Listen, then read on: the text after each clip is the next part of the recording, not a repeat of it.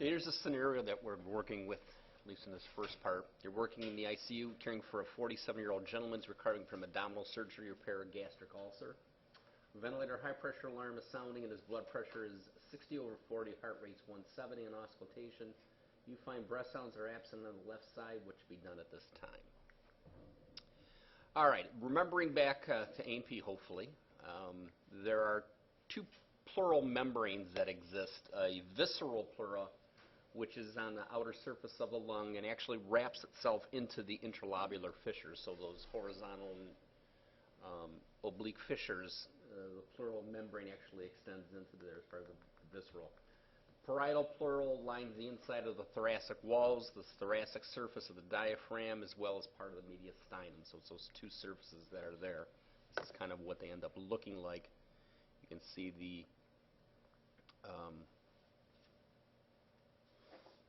it's basically this space that ends up being in there. It wraps it entirely around. They're slick, moist membranes, and they really are creating a pleural space, intrapleural pleural cavity or pleural space.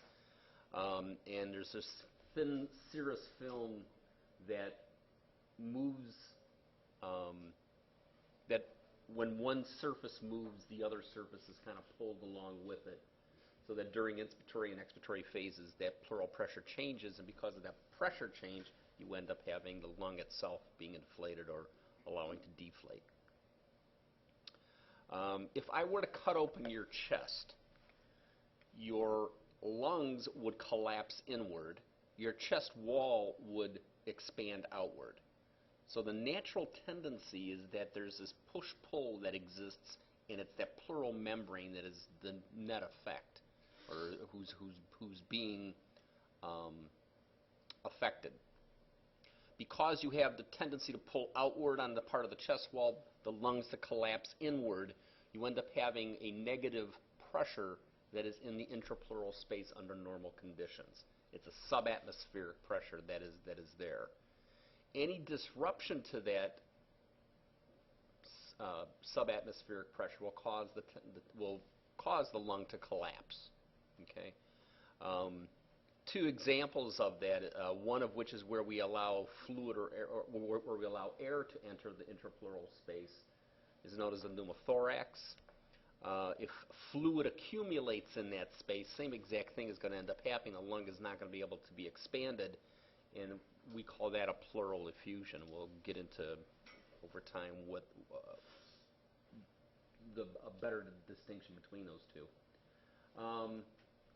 The treatment for really both of them, especially with large pleural effusions, is what is called chest tube, where basically you place a tube into the intrapleural space, drain the fluid or drain the air out, and allow the lung to become reinflated.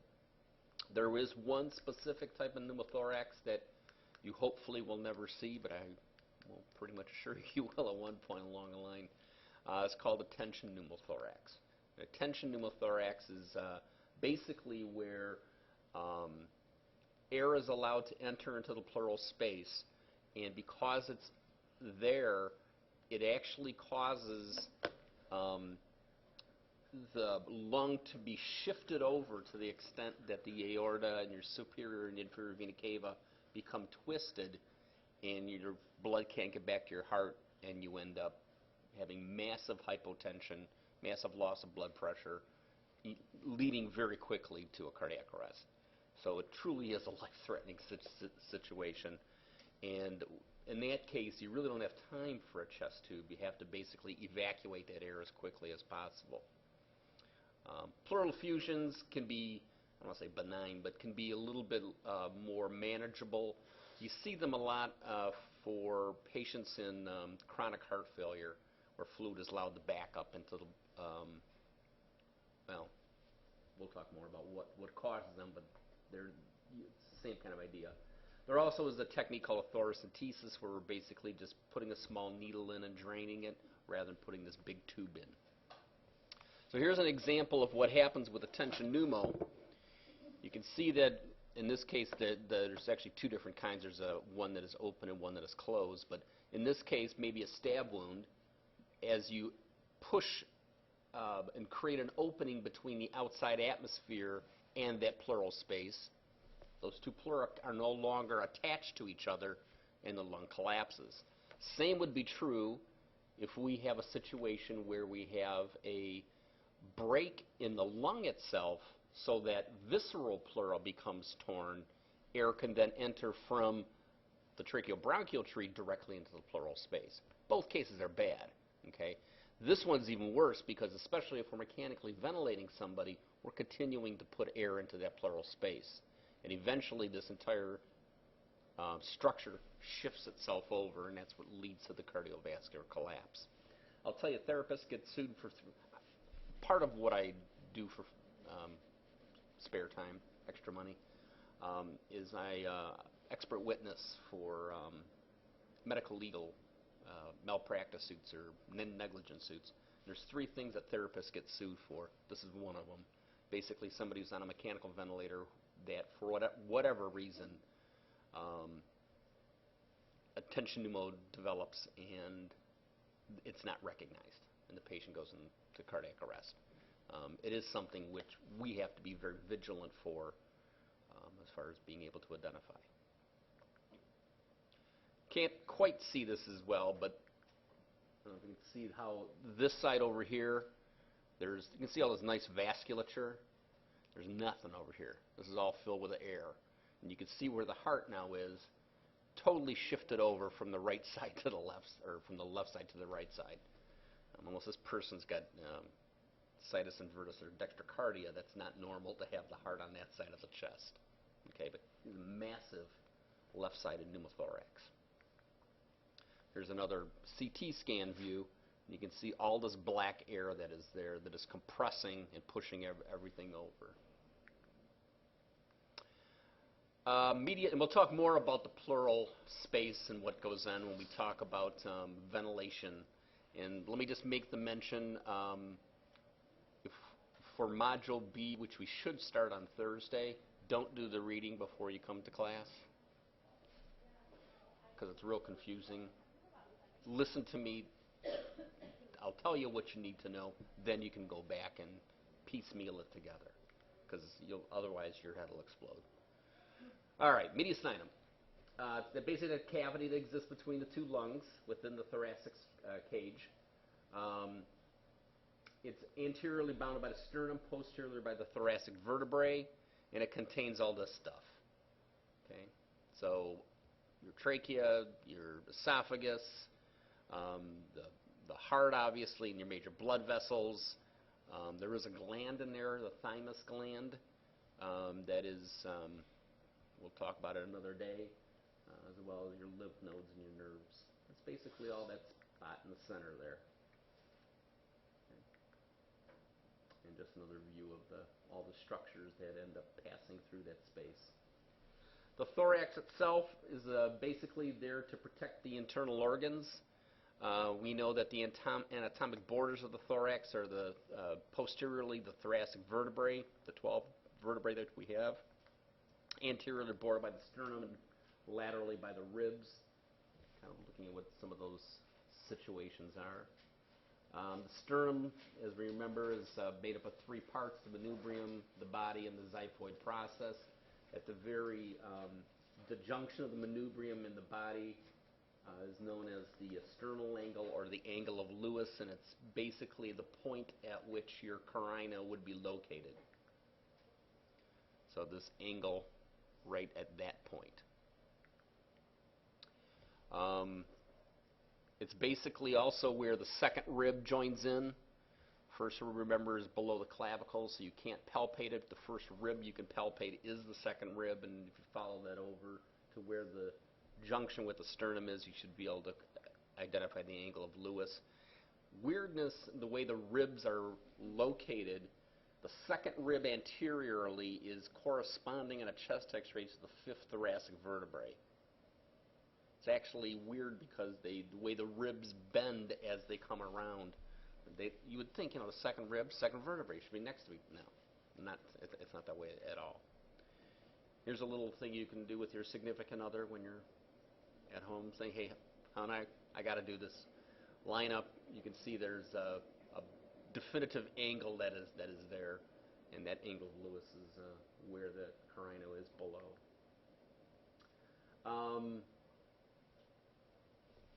From A and P, you should just have a vague idea about how many cervical vertebrae, and really, other than the cervical and thoracic, we don't care, right?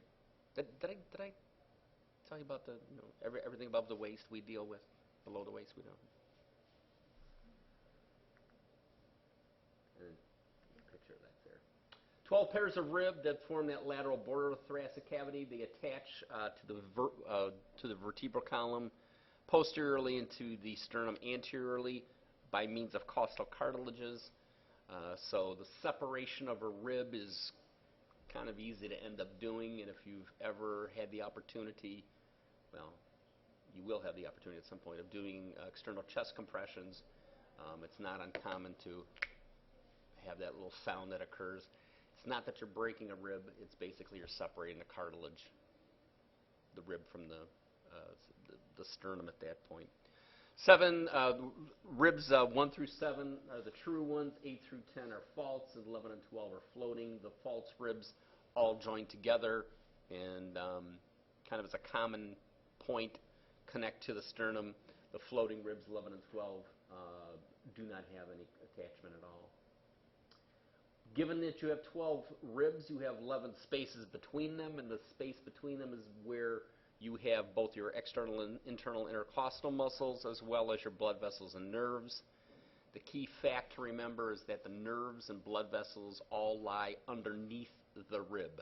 So they're just inferior to the rib border, which makes it important because if a chest tube is going to be placed, you want to place it along the superior surface of the rib so that you're not coming in contact with it. This is just showing how the rib is curved in nature, so that this is why it ends up having the 5th thoracic and having the second rib. The second rib is on a chest X-ray, you go to the 5th thoracic vertebrae anteriorly. Here's what I was talking about. You can see the rib, the vein, artery, and a nerve all being just under the surface of the rib. So if a chest tube is to be placed, it's placed on this anterior surface of the rib so it doesn't come anywhere near that, cause bleeding and nerve damage. And you can see the 2 sets of muscles that are there that we'll talk about in a sec. There actually is 2 different motions that end up happening. When the chest inflates, the ribs actually move outwardly, and the goal is to increase the size of the thoracic space. So if you make that thorax bigger, air is going to enter in some fashion. It's been talked about. It's been likened to a handle on a pail. As it lifts up, it's causing these ribs to move up and outward. All right, let's talk about the muscles of respiration. No, how about muscles of ventilation? Just notice that.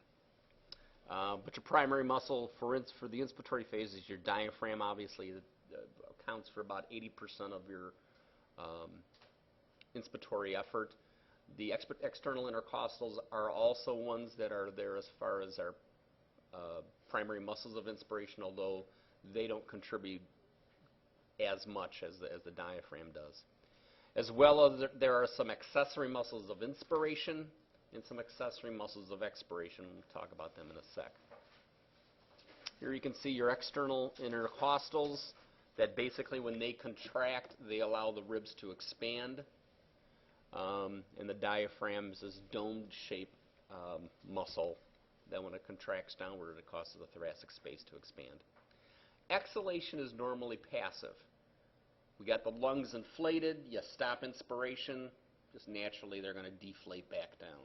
The chest wall isn't used to being out that much, it's going to relax itself back down. The lungs aren't used to being inflated to the extent they are at the end of a normal inspiratory phase, so they're going to collapse back down. It's a natural recoil of both the elastic fibers within the lung as well as the muscle itself. And we'll talk about this substance called surfactant because that's the thing that really keeps the lung inflated. keeps the lung inflated at the end of an expiratory phase. What you don't want is the lungs to collapse. You want them to have a little bit of air left in them.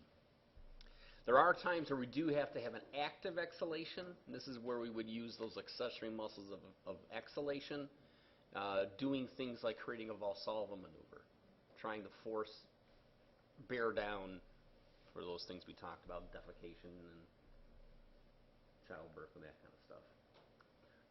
Talked about the diaphragm being the major muscle of the inspiratory phase, being dome-shaped, separating the two cavities. It really is two different muscles. There's a right hemidiaphragm and a left hemidiaphragm. The right naturally is a little bit higher up simply because you got this thing called liver in the way. You can have situations where one hemidiaphragm becomes paralyzed and the other one functions fine. You can have situations where they're both paralyzed. So they come together in the center with a central tendon as the muscle that is there. This is what it would look like from the top.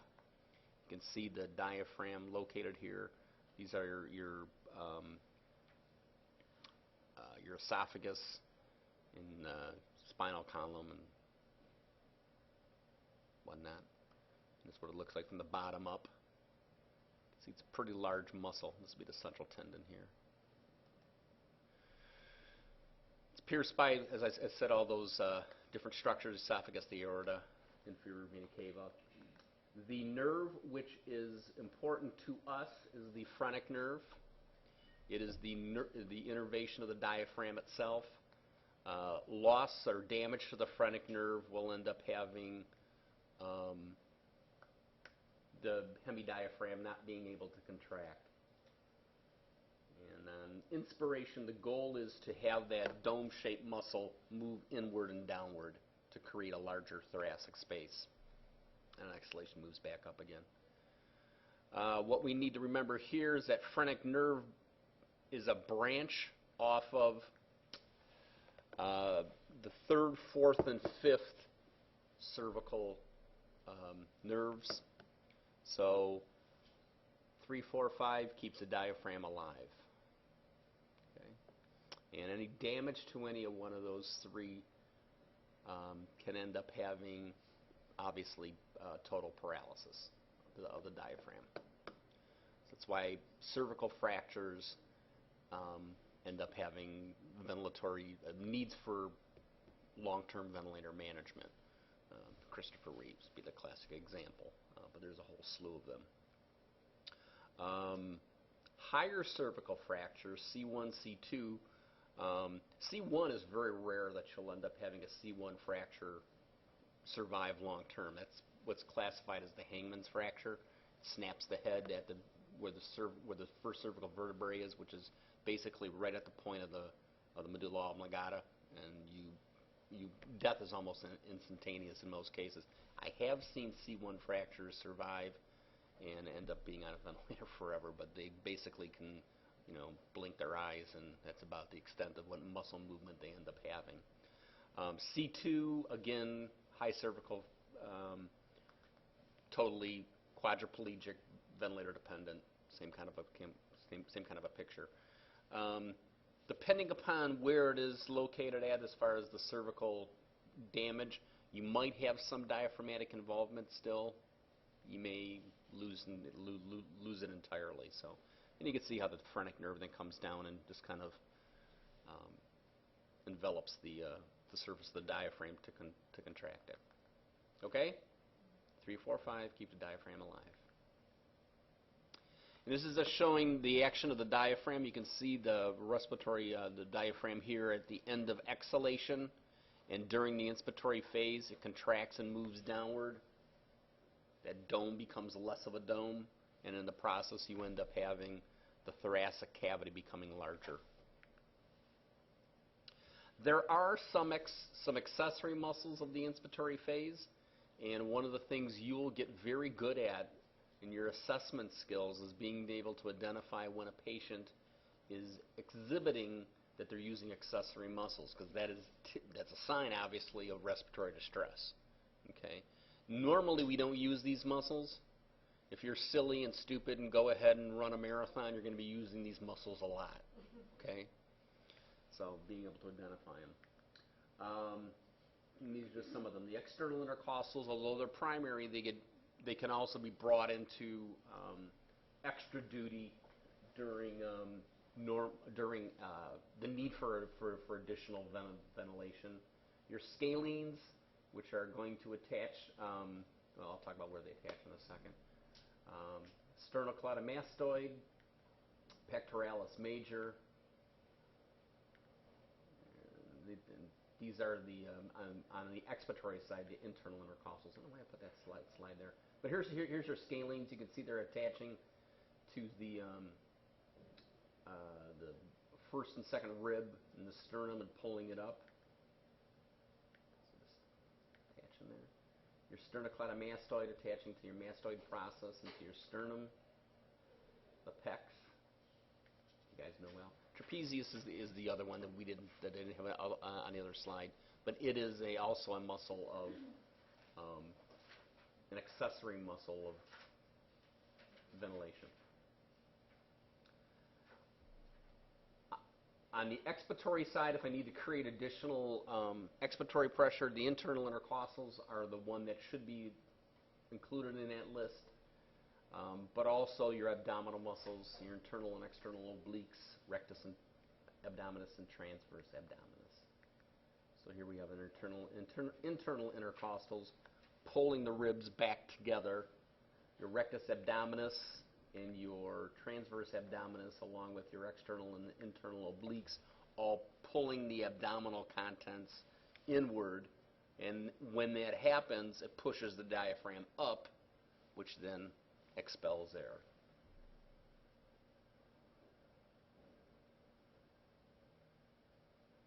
So, accessory muscles of inspiration will include the sternocleidomastoid, scalenes, external intercostals, pectoralis major, and trapezius, and these are the ones of exhalation. So you should be able to distinguish between the two.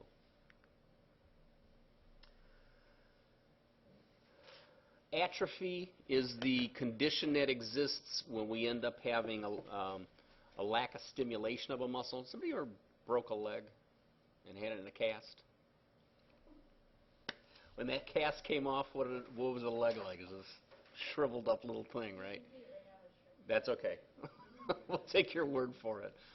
But what you end up having is atrophy of that muscle. Same thing will happen with the diaphragm. We don't think about it that much, but a diaphragm, if allowed to not function under its normal conditions, will develop an atrophy and will end up having ineffective use. And we see this when we mechanically ventilate somebody for a prolonged period of time, especially if paralytics are using to paralyze them. You end up having the diaphragm developing some muscle wasting. Okay.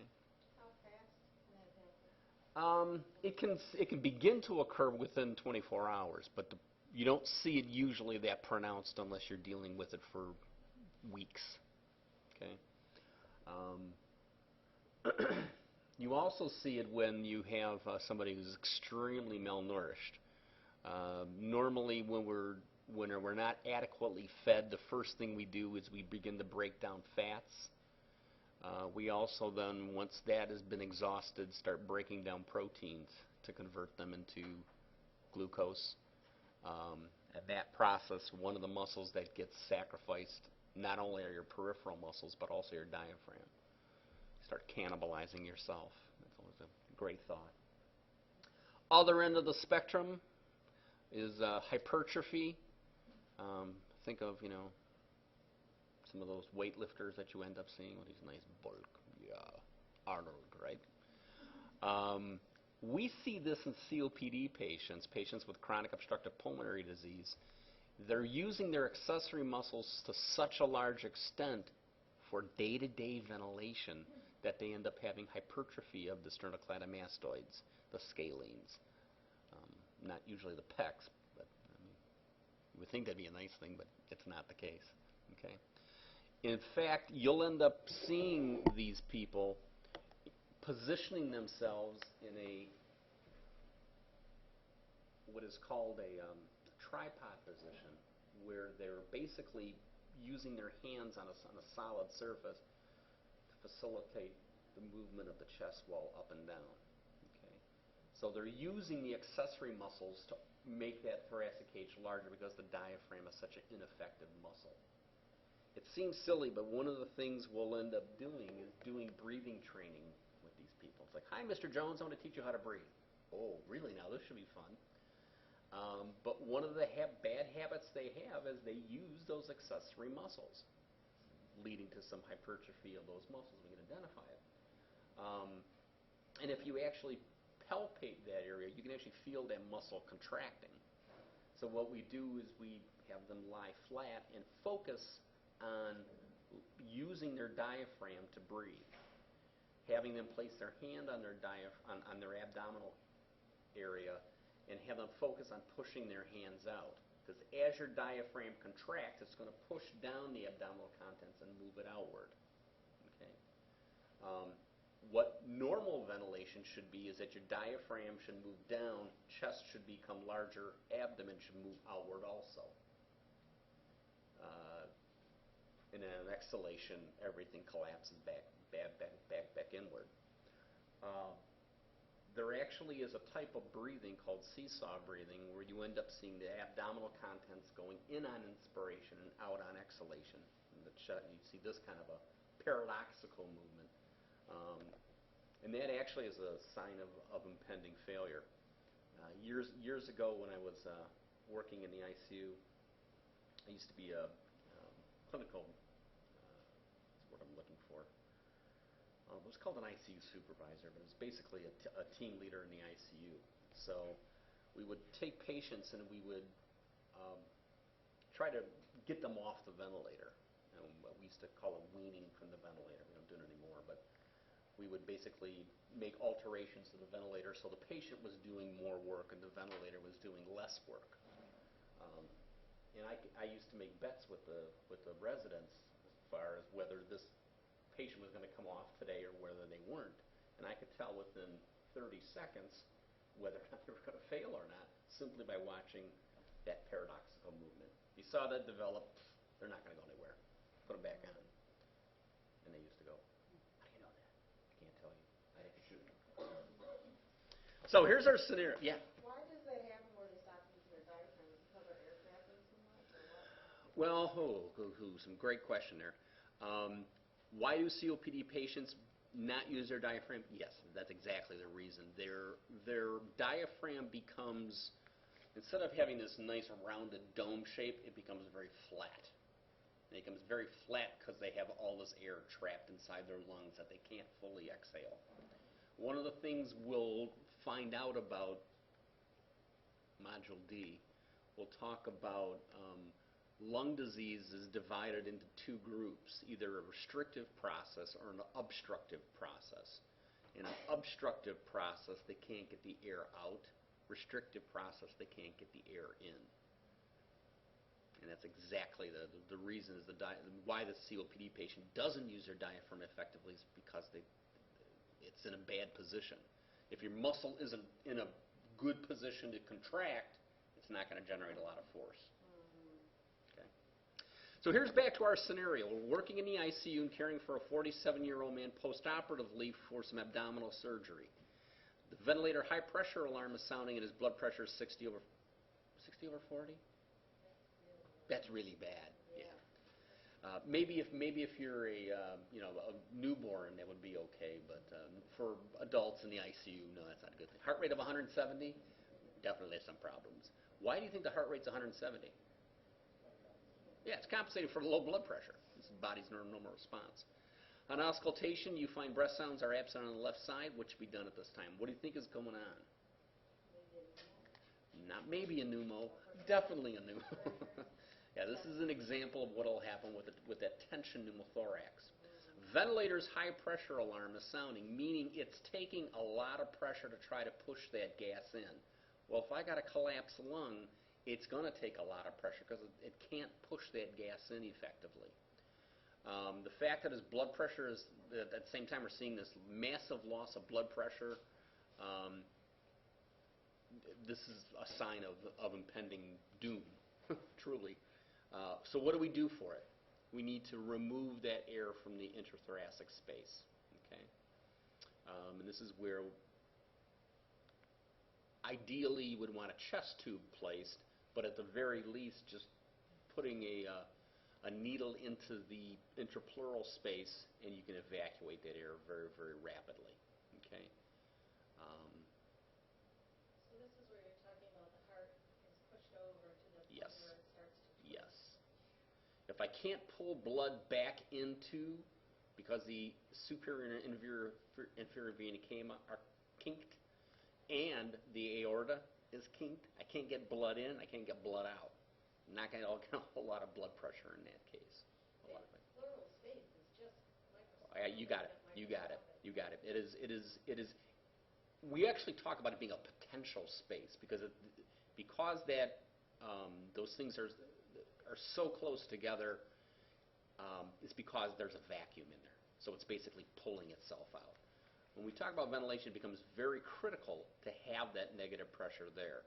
Any disturbance of that is going to cause that lung below it to collapse.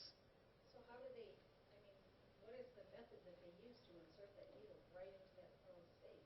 Oh, well, first of all, it's separated when you have a pneumothorax, right? On either side. I mean, in the case of this guy, it's on his left side. Why? How do I know it's on the left? How do I know it's on the left side? I don't have breath zones on the left, right? So there's no lung movement. But what ends up happening is those two pleurals separate. Air gets in between. So you take a needle, second intercostal space, mid-clavicular line, and you basically just puncture through the skin into the pleural space. How do I know I'm in the pleural space? And all of a sudden, blood pressure comes back. Is it always inserted in the exact same place every time? For the pneumothorax, second intercostal space, mid-clavicular line. Yeah. And we'll actually have a model that we'll practice on. You probably will never do it because there's usually physicians around that'll put a chest tube in. But this guy's not going to last, 3 minutes for the guy to get up there to do this. So is this something that the physician would do? Or This is something that I want to train you to do because I'll be honest with you, you may not have time. If you're working at Shore Hospital in Pigeon, Michigan, honey, there ain't nobody around to do it.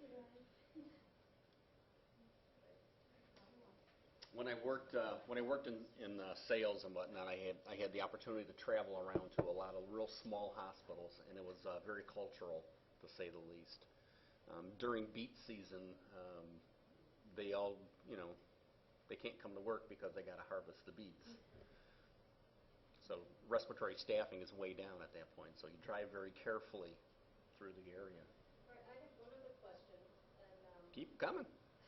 well, I had a collapsed lung, Mm-hmm. and it wasn't because of a pneumothorax. It was because of an obstruction. So doing that wouldn't have No. done anything Obstruction where? in my bronchus. Okay, so you basically had an inability to inflate from the inside out. Yes. Yeah. Okay. And that's a complete Yeah, that's completely different.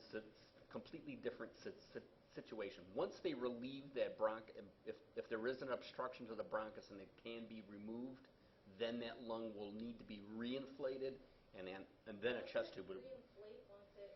Not entirely. Remember, its natural tendency is to collapse inward. Unless those two pleura are matched up with each other, it typically will not stay inflated. So you'll need to do something Once with it. they remove the obstruction, it doesn't automatically reinflate. Mm-mm. So the question is, would you have invested in this company? Back in the day when that was good luck, yeah.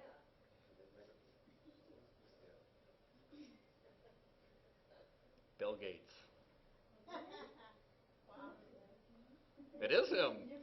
This was this. There was a time when that was the norm. Oh yeah, but this was. He's probably mid-20s.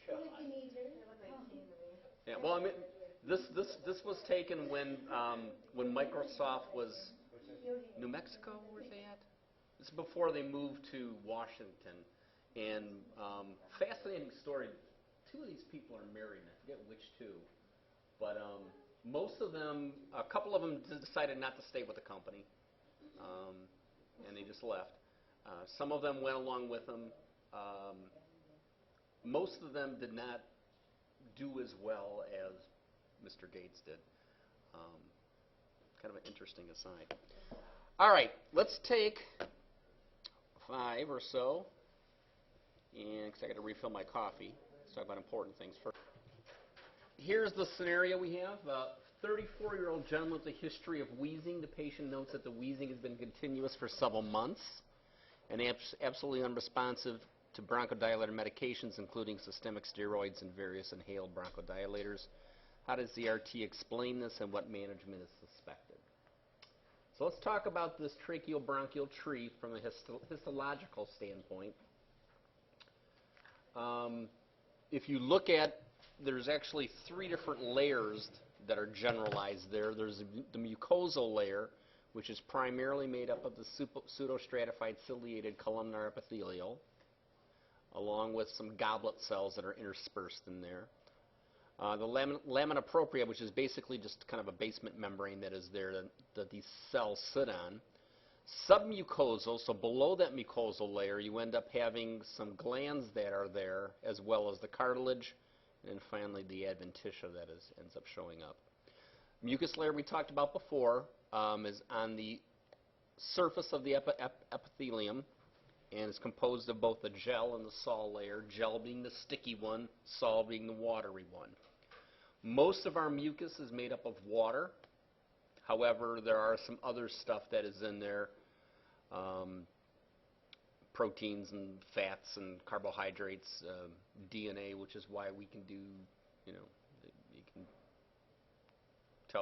tell identify people from sputum, as well as a bunch of other crud that's being removed in the process. Mucus is primarily produced by 2 different cells. We talked about the goblet cells, which are located in between the pseudostratified ciliated columnar epithelial, and from the submucosal, which are also known as bronchial glands. That's the other group. Bronchial glands are further down, and they're innervated by the parasympathetic nervous system. Okay, so the process of mucus secretions is a parasympathetic response. You sitting here make about 100 milliliters of mucus each day. How fascinating is that? And certain disease states will end up having as a pathophysiology, the abnormal development of large volumes of mucus, as we'll see. So here again is our two sources of mucus production: the goblet cells, which are located in the epithelium, as well as the mucus glands, which are below the lamina propria in the submucosal area. We talked about these before.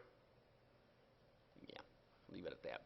Those cilia, you don't need to know this, but there's a whole lot of cilia per cell, and they beat really fast back and forth, and they propel the mucus from the distal area towards the laryngeal structures. And the important thing to remember is that when you get down to the terminal bronchioles and beyond, there's no longer cilia there removing particles. It's now the alveolar macrophages which take over. Maybe it's a picture again.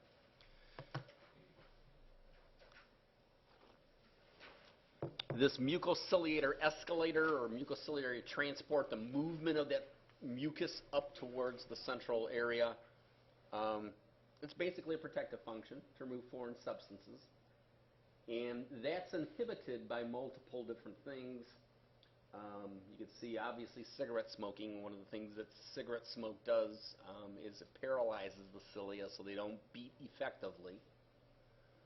Patients that are dehydrated, if you don't have water coming into the system, because this is mucus is 95% water, it's going to be really thick and gooey. So that's why you want to make sure patients are well hydrated. Pollutants obviously are going to impede the ability of the mucociliary escalator to work effectively because there's a lot of crud that's being transported. Certain things, certain anesthetic gases will also paralyze the cilia. And oxygen toxicity, it's an interesting concept. We think of oxygen as being this wonderful drug, or this wonderful substance, I should say, because we need it for biological life. However, if you were to breathe 100% oxygen for any duration of time, you would actually develop a toxicity, and you create free oxygen radicals, and you actually develop lung disease secondary to that. So I always joke that if the FDA was around when oxygen was first discovered, they probably would ban it because it'll kill you. Well, yeah, it's true. But it also saves your life in some instances. Within that lamina propria are the various other things that are there as far as blood vessels and lymphatic vessels. The vagus nerve is the nerve which innervates the submucosal glands to produce mucus. Again, we said it was a parasympathetic response. And there also are some of these cells called mast cells, which are part of the immune system and part of the reason that we have this immunological response. There's another picture there, about 1,000th time. Cartilages then go ahead and give us some support, and we know that once we get down to the bronchioles, they go away. So they become the non-cartilaginous conducting airways. How well did they cover the immune system back in A&P? A little bit? Not much? Yeah, it's usually the response I get. Well, let me talk about these mast cells, because they're very important in what we call this antigen-antibody reaction. And how many asthmatics in here? Anybody? Okay. Or have kids who are asthmatics? Yeah. Yeah. High incidence of that, you know. But the mast cell degranulating is one of the reasons we end up having this allergic reaction happening. Not only is it not does it occur in asthma, it happens really with any allergic reaction you may end up having. So if you develop hives, if you develop a rash of some kind, it's all basically this antigen-antibody reaction.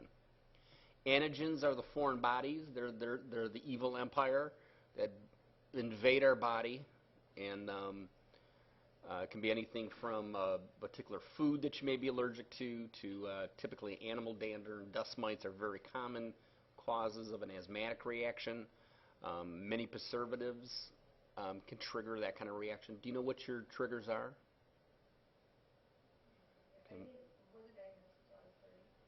Really? Interesting. Adult onset.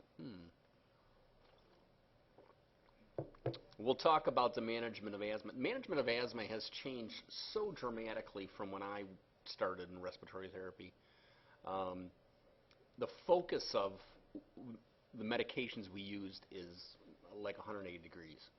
So it's interesting that what we thought we knew very well, we knew very poorly, and welcome to medicine. 10 years later, everything I tell you is totally wrong. Antigens are the bad guys. Antibodies are the guys in the white hat, okay? The cavalry who finally come there. And basically, those antigens trigger the production of antibodies, and the antibodies are basically some immunoglobulins, and they are the thing that defend against these invading antigens.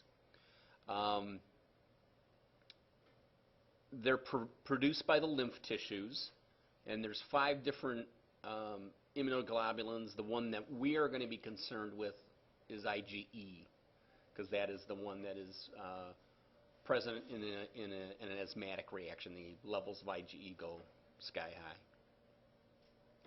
high. And there you go. I don't care that you know the normal level. You'll never measure it, but it's there.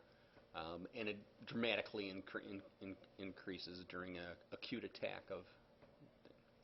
So here's how this process works. You're exposed to an antigen, okay? Someone has an allergy to cats. They go over to Aunt Millie's and they're exposed to the cat. With the first exposure, that IgE is released, that antigen stimulates the release of this immunoglobulin, IgE, from the lymph tissue. The IgE then goes and attaches to the surface of the mast cell. And the antigen then attaches to the IgE. We call this then now being a sensitized reaction. After any subsequent reaction, any subsequent exposure will cause this reaction then to occur again and again and again. Now that secondary exposure may be the next breath. What ends up happening is the mast cell bursts, okay, and releases a bunch of chemical mediators that trigger this inflammatory response. Things like histamines and leukotrienes and prostaglandins and a bunch of other stuff. These chemical mediators do all kind of nasty things then, like cause your airways to constrict, cause your airways to flood with mucus, cause your airways to swell as far as the size of the endothelial cells. And that's what we end up having, the symptoms of an allergic reaction or an asthmatic reaction.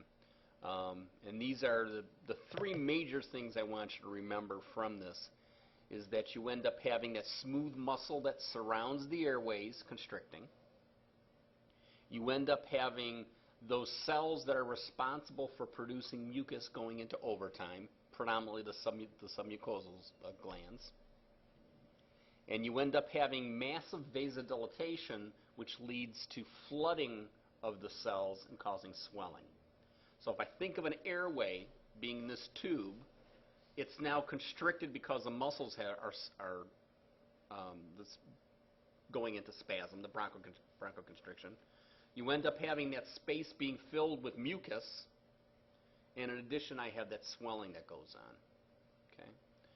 Now, when I was a respiratory therapist, way back in the early days, we focused on that first one.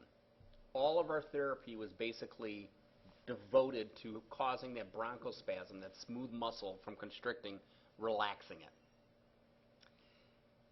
Today, it's the last one, reducing the amount of edema that is formed.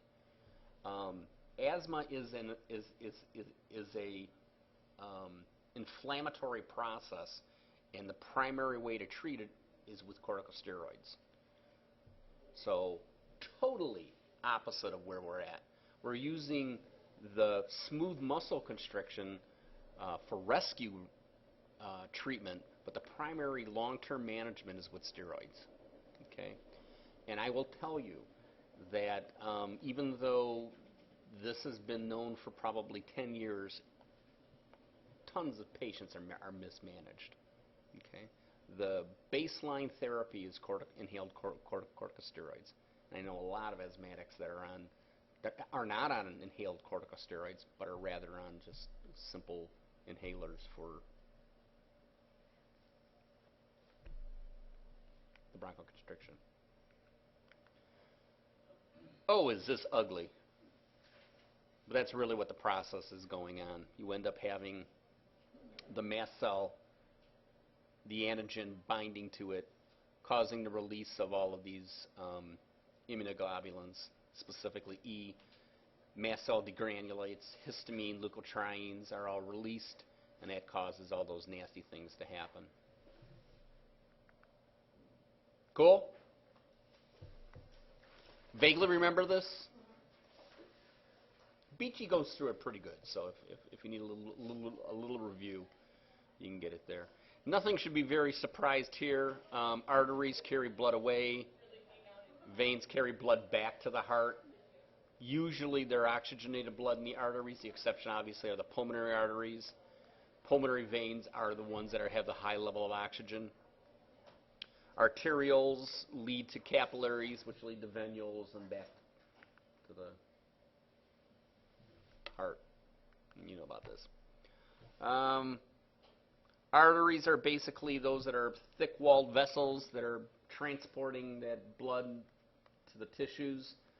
The key ones that you'll need to remember are really the arterioles, because they are the resistance vessels. They are the ones that have the smooth muscle that, when constricted, regulate blood pressure. Okay? And they can regulate blood flow, shunting it away from a particular part of the body during periods of time where you may need it elsewhere. Okay.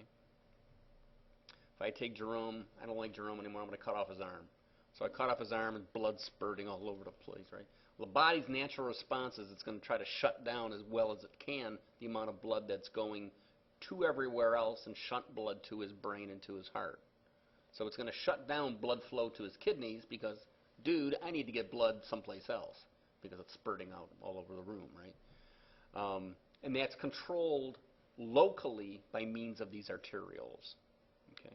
So it really is, when we talk about blood pressure and blood pressure management, it's controlling the arteriolar constriction, not the arterial constriction. Okay? On the opposite side of the spectrum, obviously capillaries are where the exchange goes, both gas exchange, nutrient exchange, and everything else. The veins are considered to be capacitance vessels. If you remember, anybody an electronics person? Capacitors are things that store energy, and in this case, they store blood. Okay?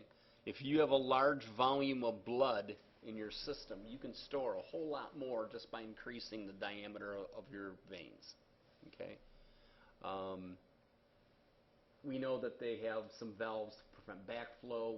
There's not much smooth muscle. They're pretty thin, pretty easy to puncture. That's why we use them for blood work.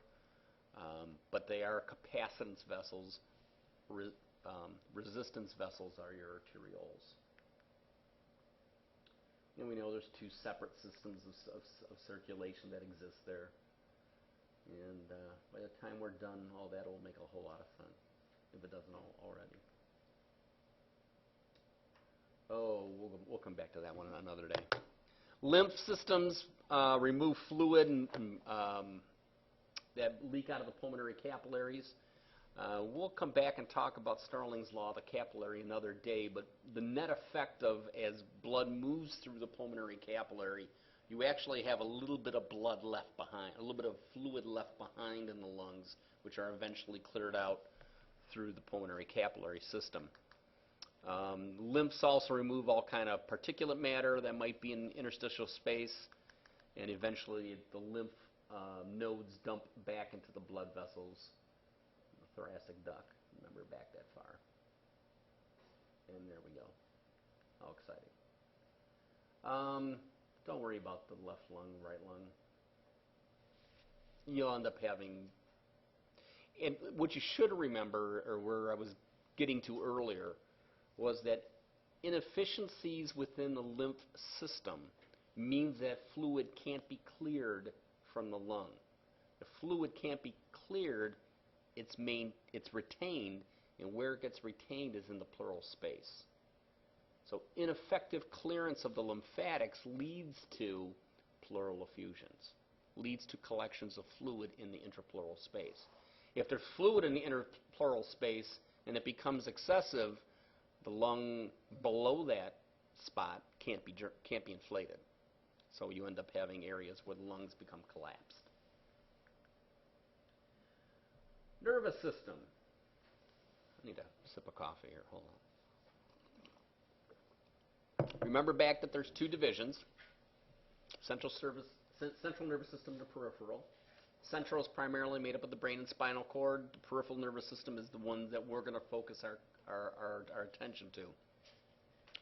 There's a somatic and an autonomic nervous system that is branches of the peripheral. The somatic are the things that we have conscious control over. Those are the cranial nerves and the spinal nerves. They're sensory in the sense that they're afferent. I put my hand on the stove, I feel the heat, and send an impulse to the brain. The brain says, hey, stupid, pull your arm back.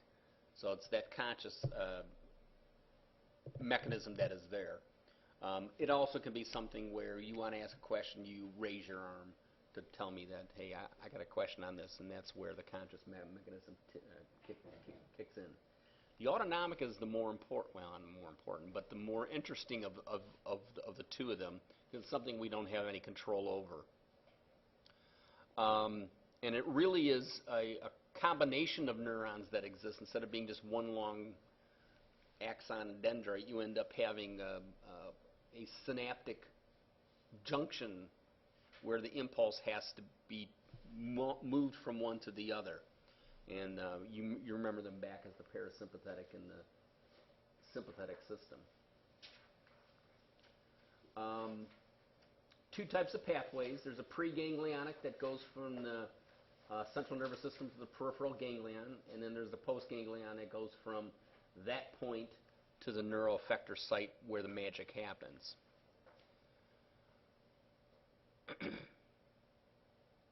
The involuntary mechanisms that exist are compensatory to some extent. The sympathetic we know as the fight or flight. It's primarily thoracic column innervations as far as where they originate from. They have a short preganglionic, a long postganglionic, and the parasympathetic is the opposite, rest and digest. And most organs have innervation from both. The cardiac muscle has the ability to speed the heart rate up in case you have a situation where you're being chased by a lion or something, and then when the lion's been shot dead and you can calm down, the heart has an impulse to slow itself back down. Same is true of various other organ systems. So what I want you to be able to distinguish is what goes on within a sympathetic and what goes on within a parasympathetic. Now, this may or may not be review. I don't know how deep you went in when you went through A&P, but let me tell you what we need to know. So our sympathetic pathway is made up of two junctions, a preganglionic synapse and a postganglionic synapse. The preganglionic has acetylcholine as the neurotransmitter. The postganglionic has norepinephrine, although epinephrine can also be a neurotransmitter within that junction. Okay, so and it's part of it's myelinated, part of it's unmyelinated. Although I'm more concerned with you knowing the neurotransmitters involved. So short preganglionic fiber followed by acetylcholine as a neurotransmitter, and then the postganglionic neuron is much longer with a norepinephrine as the neurotransmitter. Parasympathetic, on the other hand, again, boy, that arrow's pointing in the wrong spot, isn't it? The parasympathetic has acetylcholine as both, is the neurotransmitter in both instances. Okay. Once that transmission occurs, and once you end up having the nerve being stimulated, or that effector site being stimulated, is what I should say. You need something to break down the acetylcholine or the norepinephrine, because you don't want that stimulation to continue forever. You want to just stimulate the thing and let it rest. Some of it is reabsorbed back into the axon and released it. Some of it is deactivated. This is the norepinephrine and epinephrine by two enzymes that you'll need to remember as COMT and MAO, unless you're really sick and want to say catechol-O-methyltransferase and monoamine oxidase. No one does. COMT and MAO. They are the substances, they are the enzymes that break down norepinephrine. So there's not that continual stimulation happening in that sympathetic junction. The preganglionic fibers, along with the postganglionic and the parasympathetic system, is broken down by acetylcholinesterase, or simply called cholinesterase. That's the enzyme that breaks down acetylcholine. Okay? So you should know the neurotransmitters, preganglionic, postganglionic, in both the parasympathetic and sympathetic system, as well as the enzymes that break those things down. Review? Maybe. And you can see that there's just a whole slew of innervation that exists both on the sympathetic side and on the parasympathetic side to all the various organ systems. Okay, now let's see if we're going someplace else, because this may not have been covered. I don't know. Those fibers that release epinephrine, norepinephrine are also known as adrenergic fibers. Okay? Any drug that we might give that mimics the effect of epinephrine or norepinephrine is termed an adrenergic or a sympathomimetic drug. Never heard of that. Guess what? You got to know. Okay? So if I give a medication, I don't know, say albuterol, the most commonly prescribed adrenergic sympathomimetic beta-2 agonist. That drug mimics the effect of norepinephrine by doing the same thing that epinephrine would do at that neuroeffector site. Because it's mimicking the effect of the sympathetic normal trigger, we're going to call that a sympathomimetic drug. So the terms sympathomimetic, adrenergic, similar terms. Okay? Use them back and forth. And this is an example of a drug that we would give that causes smooth muscle relaxation in the tracheobronchial tree, what we would classify as a bronchodilator. Okay? Other end of the spectrum, the parasympathetic system normally is triggered in the postganglionic synapse by acetylcholine. Any drug that mimics acetylcholine is called a cholinergic or a parasympathomimetic drug. And this would be an example of a bronchoconstrictor. Some drug that we would give that would cause bronchoconstriction. Now notice there's other things that can happen there. Adrenaline or epinephrine, if given, causes not only bronchodilation, it also causes an increase in heart rate and an increase in blood pressure. Those are all adrenergic or sympathetic responses. There also can be drugs that slow the heart rate down that are parasympathomimetic. Okay? We'll talk about them as we go along. Cholinergic responses. So any drug that is attracted to cholinergic sites where acetylcholine is in that postsynaptic junction, we're going to call those cholinergic drugs. And they're actually subdivided, oh good God in heaven, into muscarinic and nicotinic. We'll hold off a little bit on that until later, but for right now I do want you to know that they're cholinergic. And those that are attached to adrenergic sites have different effects. And the three primary ones that we're going to see are alpha, beta-1, and beta-2. And this may or may not be familiar from A&P. Alpha primarily looks at constriction of the arterioles. Okay? So as you have a sympathomimetic drug which has a primary alpha effect, you're going to see constriction of the blood of the arterioles, raising blood pressure. Beta-1 reacts by increasing the heart rate and to some extent the force of contraction of the heart.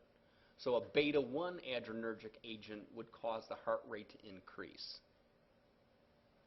Beta-2 are the devils that we want to be able to have. Beta-2 adrenergic sympathomimetic drugs cause bronchodilation. Now, as we'll find in pharmacology, we'll come back and visit this again because this is a big part of it. It'd be wonderful if I could find a drug that had only beta-2 effects and no beta-1 or alpha. Magic hasn't happened quite yet, but they're working on it. You want as much beta-2 specificity as possible with having minimal beta-1 effects. So minimal effects on heart rate, minimal effects on other peripheral sites so you don't have the shakes after taking a breathing treatment. But we'll look at that. We good on these? Okay. Pardon me? Beta blockers. Ah, beta blockers, yeah. Reduce those heart rate and bronchodilation. That's correct. And the force contraction. and they would promote bronchoconstriction. Are they gonna fight? Will they fight them? Well, a beta blocker is a drug that we typically give for patients to manage blood pressure. And one of the ways you manage blood pressure is by reducing the force of contraction. The downside to it is that if you have a patient who has reactive airways, you're now promoting bronchoconstriction. Ooh, that can be problematic. Which is why beta blockade is not normally the way that we manage blood pressure. It is one way. They'll typically do something on the alpha side of the equation. ACE inhibitors seem to be the most common ones, but we'll hold off on those. A lot of people come in with respiratory issues, and that takes too many, they take too much for beta blockers. Sure, they will. They'll be wheezing of a storm. That's just a place where I took some of the pictures from that you can go back and look at. So here was our scenario that we started with. Called to see a 34-year-old gentleman with a history of wheezing. Okay? So he's been wheezing for the past couple of months.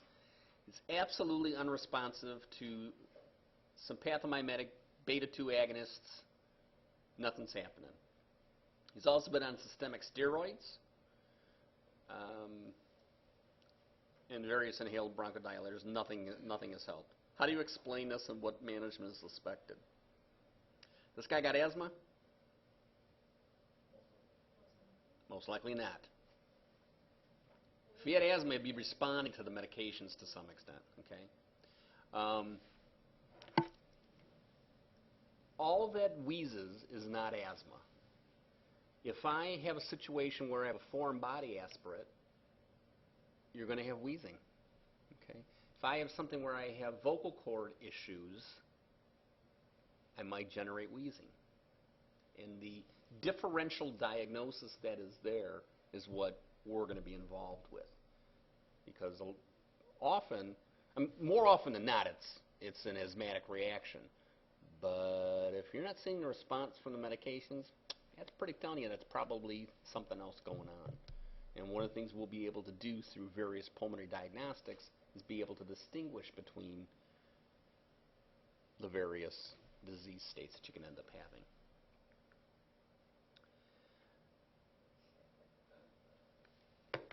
Life goes on.